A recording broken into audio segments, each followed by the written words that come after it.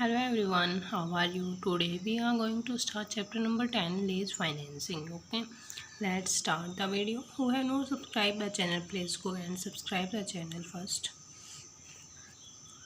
Leasing मतलब क्या होता है वो देखते हैं अब हम. Leasing is an agreement in which the right to use the assets is transfer to the another person by the assets owner without transferring the owner assets ownership.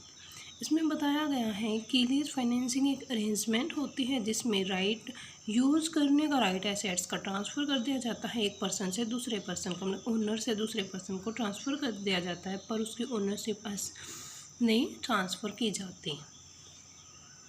A lease financing is a contract under which one party, the lessor, gives another party, the lessee. ठीक है. The exclusive right to use the assets usually. इसमें बताया गया, देखो पहले ये समझते हैं. एक पार्टी होती है लेसर. लेसर कौन होता है? Owner of the assets. And second होती है हमारी लेसी जिसको वो सामान दिया जाता है. ठीक है. ये कॉन्ट्रैक्ट होता है अंडर किस एक पार्टी मतलब लेसी और लेसर के बीच में, जिसमें क्या होता है जो एक्सक्लूसिव राइट है एसेट्स यूज़ करने का वो दिया जाता है फॉर अ स्पेसिफाइड टाइम, कुछ समय के लिए, और उसके बदले में रेंट लिया जाता है. ओके. अब देखते हैं बेनिफिट क्या होते हैं इसके. Benefit of lease financing. It enables the lease to acquire the assets with a lower investment. मैं इसमें ज़्यादा इन्वेस्टमेंट नहीं करनी पड़ती. वो जो पर्सन है, जो सेकंड पर्सन है लेसी, वो एसेट्स को ले सकता है थोड़ी इन्वेस्टमेंट करके. Okay. Simple documentation make it easier to finance assets. और सिंपल डॉक्यूमेंटेशन होती है, मतलब ज़्यादा कॉम्प्लेक्स फंक्शन नहीं है इसके, ज़्यादा हमें फॉर्मेलिटी पूरी नहीं करनी, मतलब सिंपल डॉक्यूमेंटेशन करनी पड़ती है. Lessee rentals paid by the lessee are deductible for computing taxable profits. जो भी इसमें क्या बताया गया, अगर मान लो कि जो लेसर है वो उसकी जो इनकम है वो टैक्सेबल में आती है, तो क्या करते हैं कि जो लेसर है मतलब जिसने सामान लिया है उसकी इनकम आती है, तो फिर वो क्या करेगा कि उसमें से कुछ रेंट पे करेगा. मान लीजिए उसकी इनकम थी 5,60,000, उसमें से 1,00,000 का उसने रेंट पे किया, तो उसकी इनकम कितनी रहेगी? 4,60,000. और जो टैक्स है वो कितने पे लगता है? मान लो कि आप 5 लाख पे लगता है. ठीक है. तो फिर उसकी इनकम 5 लाख में तो नहीं आई, तो टैक्स से भी बच सकता है इस तरीके से. Next point is it provide finance without diluting मतलब रोक टोक द ओनरशिप और कंट्रोल ऑफ अ बिजनेस. इसमें बताया गया है वो प्रोवाइड करता है फाइनेंस, कोई भी रोक टोक नहीं होती उसकी ओनरशिप में. ओके. The lessee agreed. जो लेसी है वो एग्रीड होता है डज नॉट अफेक्ट द डेप्ट loan raising capacity of an enterprise. तो उनके बीच में एग्रीमेंट होता है कि आप जो डेप्ट है, लोन रेजिंग कैपेसिटी है एंटरप्राइज की, आप उसको इफेक्ट नहीं करोगे. ओके. मतलब जो ये एग्रीमेंट होता है उनके बीच में, इनमें कोई भी फ़र्क नहीं पड़ता कि लोन जो कंपनी का लोन है या एंटरप्राइज का लोन है उस पर कोई इफेक्ट पड़ेगा, ना ही उनके डेप्ट्स पर कोई इफेक्ट पड़ता है इस एग्रीमेंट के through. The risk of obsolescence maintenance is borne by the lessor. This allows greater flexibility to the lessee to replace the assets.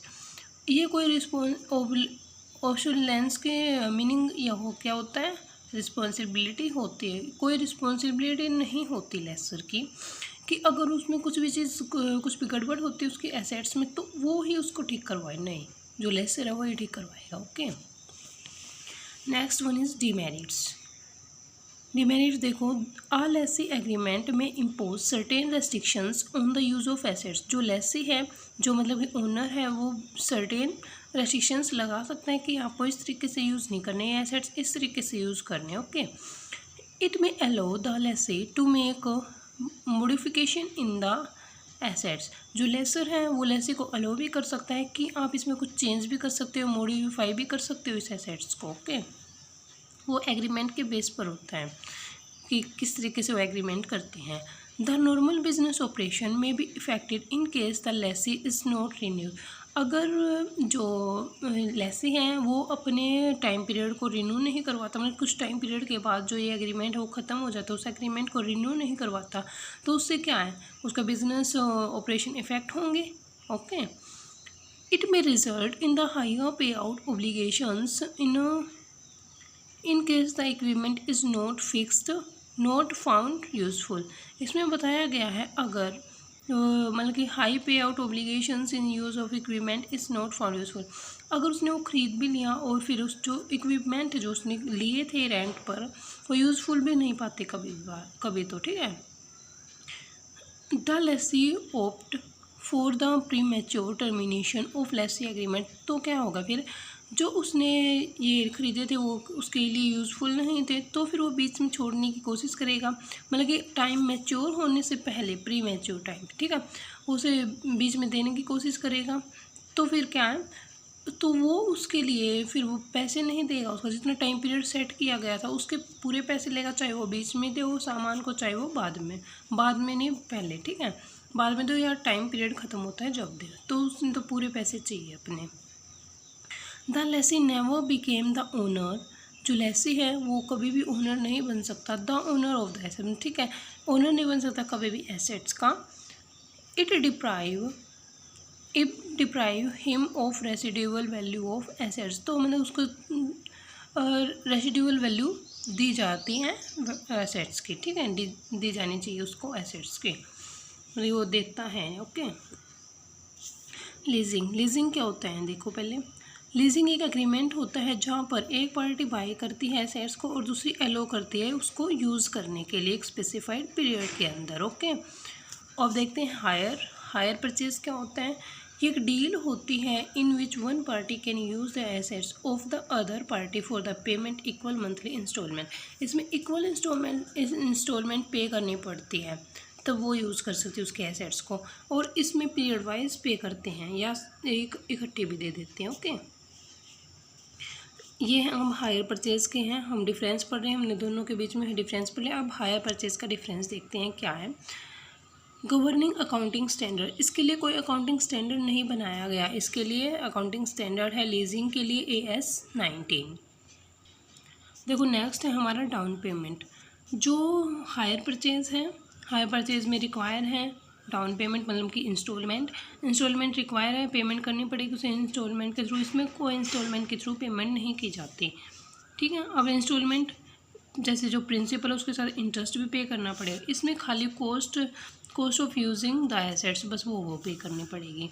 Assets type, इसमें लाइक जैसे ट्रक, कार एटसेट्रा ये होते हैं और टेम्परेरी यूज़ के लिए होते हैं, इसमें भी पर होते तो टेम्परेरी यूज़ के लिए हैं, पर बस जब तक उसका टाइम चलेगा तब तक तो उसको परमानेंट यूज़ करेंगे ना, जब तक उन्होंने पैसे पे कर रखे हैं, land building property etcetera. Okay, मतलब रेंट पे सामान लेते हैं इस पर इंस्टॉलमेंट पर। इसमें ownership of the assets is transfer to the hire purchaser on the payment of last instalment. इसमें क्या बताया गया, ownership of the assets is transfer to the hire purchaser on the payment of, जब last instalment आती है, जैसे कि आप बाइक खरीदते हो इंस्टॉलमेंट पर, ठीक है, तो जब तक आप उसकी लास्ट पेमेंट नहीं करते तो आपको ओनरशिप नहीं मिलेगी, ठीक है, उसको बोलते तो क्या है, किस्तों पर, ठीक है, किस्तों पर खरीदते हो ना, जब तक आप उसकी लास्ट किस्त नहीं भरोगे तो क्या होगा, आपकी बाइक नहीं बनेगी, वो आपको ओनरशिप नहीं मिलेगी उसकी। ओके, जब आप पे कर दोगे तो आपको ओनरशिप मिल जाएगी। इसमें क्या है, इसमें कभी भी ओनरशिप ट्रांसफ़र नहीं की जाती। रिपेयर्स एंड मेंटेनेंस, इसमें रिस्पॉन्सिबिलिटी होती है हायर परचेज के, जो मतलब कि इसको जैसे उसने क्या ली थी, यहाँ पे बाइक ली थी किस्तों में, तो उसकी रिस्पॉन्सिबिलिटी होती है, बीच में भी कुछ भी गड़बड़ी होगी उसकी तो वही ठीक कराएगा, इसमें डिपेंड होते हैं जो भी उनके बीच में एग्रीमेंट हुआ था। ओके, यह है कंसिडरेशन का मतलब होता है लिखित में आपको क्या मिलता है, इनिशियल पेमेंट मिलती है और साथ में इंस्टॉलमेंट देते हैं, इसमें रेंट देते हैं। ओके, अब देखते हैं ड्यूरेशन कितना होता है, शॉर्ट टर्म के लिए है और ये जो सा लीजिंग वाला ये लॉन्ग टर्म के लिए है। तो ये हमारा चैप्टर नंबर 10 कंप्लीट होता है। नेक्स्ट वीडियो में हम इसका कंप्लीट नहीं होते, इस टाइप्स रहते हैं, अगली वीडियो में करेंगे टाइप्स, नहीं तो बहुत बड़ी वीडियो हो जाएगी। Okay, thank you guys for watching this video and please subscribe the channel, share the videos, like the videos.